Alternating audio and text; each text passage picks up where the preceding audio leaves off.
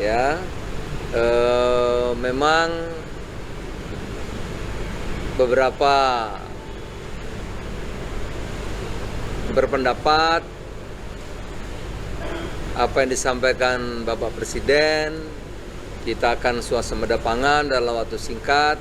Ya, ada beberapa pihak yang mungkin tidak yakin ya, tapi dengan kesungguhan semua pihak, terutama yang di mana-mana disampaikan oleh Bapak Presiden bahwa kita harus bekerja keras, semua pihak, dan fokus utama swasembada. Akhirnya alhamdulillah tadi dalam ratas yang pertama kita sudah memutuskan yang pertama dulu tidak impor beras Pak Mentan ya tahun depan.